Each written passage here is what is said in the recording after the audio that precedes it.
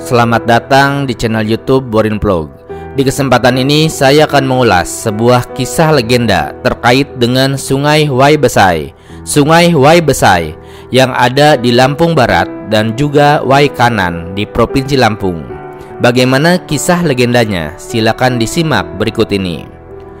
Alkisah pada zaman dahulu kala, pada beberapa abad yang telah silam, konon terdapat dua orang bersaudara yang mengembara ke suatu daerah bagian utara tanah Lampung. Yang tua bernama Mensuratuha dan yang muda bernama Ria Menang Betanding. Dalam pengembaraan itu, akhirnya kedua orang bersaudara tersebut sampailah di suatu tempat yang masih merupakan hutan rimba yang belum dihuni oleh manusia. Daerah ini dialiri oleh beberapa anak sungai dan salah satu diantaranya terdapat sebuah sungai yang cukup besar. Dan pada suatu hari, Ria Menang Betanding berkata kepada kakaknya, "Menurut pandangan saya, di daerah ini terdapat kayu yang besai, bambu dan rotan yang besai, serta tanah dan sungainya yang cukup besai.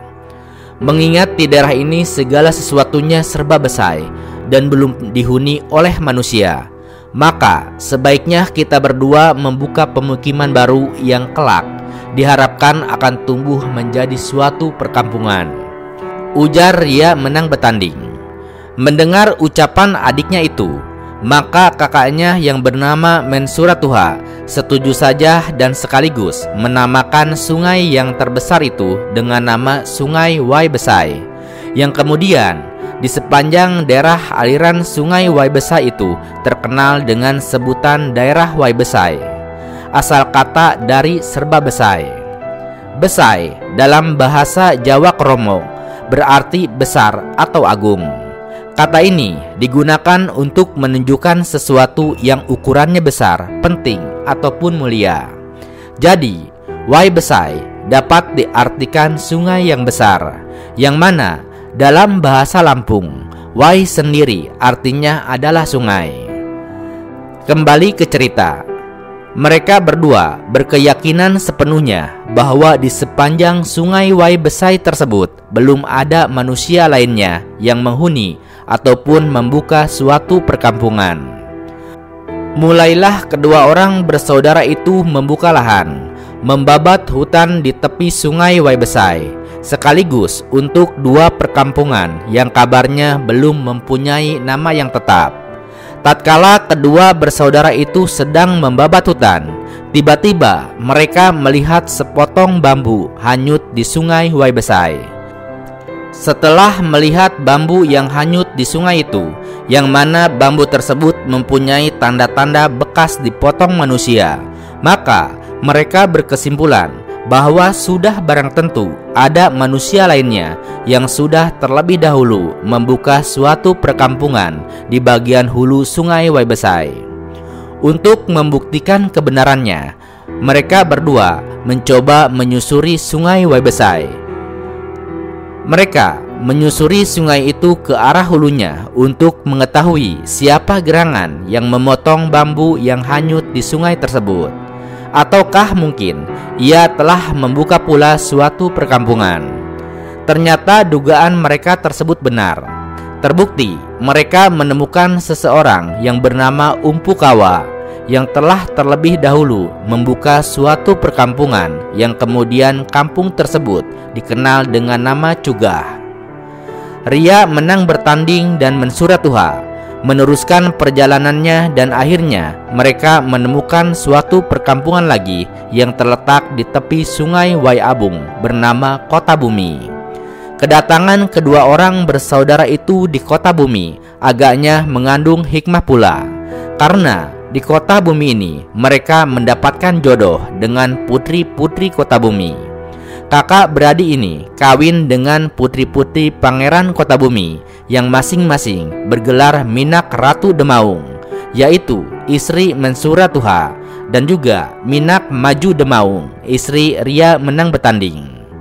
Setelah pernikahan mereka, maka timbullah keinginan dari kedua orang bersaudara tersebut untuk kembali ke perkampungan yang telah dirintisnya di tepi Sungai Wai Besai.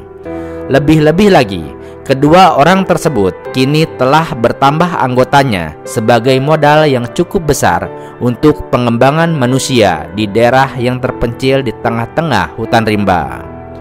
Ketika kedua orang bersaudara itu menyampaikan maksudnya kepada pihak mertuanya untuk kembali ke perkampungan di tepi sungai Waibesai, maka mertuanya pun tidak keberatan dan sekaligus akan memberi anak-anaknya barang-barang alat rumah tangga. Tetapi mengingat jarak calon perkampungannya yang sangat jauh sekali, diperkirakan sangat sulit untuk membawa barang-barang tersebut. Di samping itu, kelak sewaktu-waktu akan mengalami kerusakan. Maka Ria menang bertanding dan mensuratuha menyampaikan suatu usul pada pihak mertuanya agar sebaiknya mereka diberi pusaka atau kenang-kenangan yang lebih kekal abadi. Untuk itulah, maka kedua orang putri Pangeran Kota Bumi yang sudah akan diboyong oleh suaminya ke tepi sungai Waibesai diberi suatu pusaka, kenang-kenangan yang cukup langgeng, yaitu berupa nama kampung, masing-masing sebagai berikut. Kota Harilang untuk nama kampungnya Mensuratuha dengan Minak Ratu Demaung, dan juga Kota Batu untuk nama kampungnya Ria Menang Betanding dengan Minak Maju Demaung.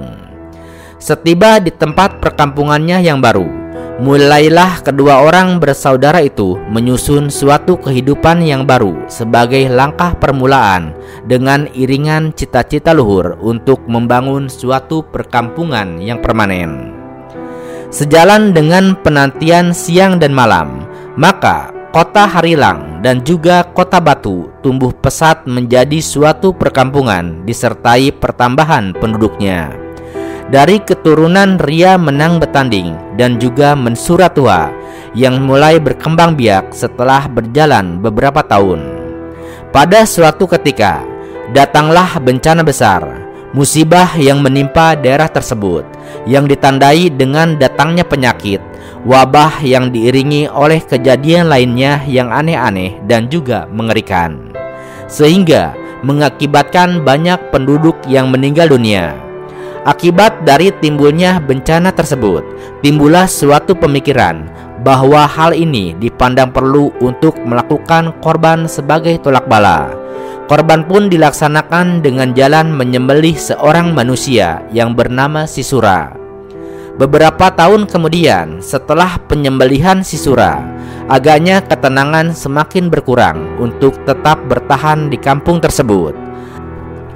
Maka Ria Menang Betanding beserta anak cucu keturunannya memutuskan untuk memindahkan kampungnya ke suatu tempat yang tidak berapa jauhnya dari kampung Kota Batu dan masih berada di tepi sungai Waibesai.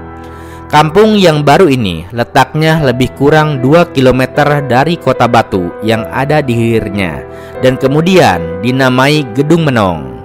Dan seiring waktu, penduduknya pun terus bertambah sehingga menjadi perkampungan yang lebih ramai. Itulah kisah asal-usul nama Sungai Waibesai dan juga kisah legenda yang ada di sana. Dan terlepas dari kisah legendanya, faktanya Sungai Waibesai adalah sebuah sungai yang terletak di Kabupaten Lampung Barat dan juga Kabupaten Waikanan di Provinsi Lampung, yang terkenal dengan potensi wisata arung jeramnya. Sungai ini memiliki panjang sekitar 113 km, dengan 7 km diantaranya telah dikembangkan sebagai jalur arung jeram ataupun rafting. Ya, Sungai Waibesai dikenal sebagai salah satu sungai yang memiliki potensi wisata, terutama untuk kegiatan arung jeram dan juga menikmati panorama alam yang indah. Selain itu, sungai ini juga dimanfaatkan sebagai pembangkit listrik tenaga air. Sungai Waibesai merupakan anak sungai dari Waikanan dan juga menjadi bagian dari sistem sungai Tulang Bawang. Kedua sungai ini memiliki peran penting dalam kehidupan masyarakat setempat, baik sebagai sumber air, lahan pertanian, maupun potensi wisata. Namun, kedua sungai ini juga rentan terhadap banjir, terutama saat musim hujan. Nah, itulah kisah legenda asal-usul Sungai Waibesai, dan juga terkait dengan kisah legenda dari Ria menang bertanding dan juga saudaranya yaitu Mensuratuha. Terima kasih sudah menyimak kisah ini di channel YouTube Borin Vlog. Di channel ini Anda juga bisa menyimak berbagai kisah legenda lainnya, baik itu terkait dengan asal-usul sungai maupun asal-usul gunung, baik itu yang ada di Lampung maupun berbagai wilayah Indonesia. Terima kasih atas perhatiannya dan sampai jumpa di cerita lainnya.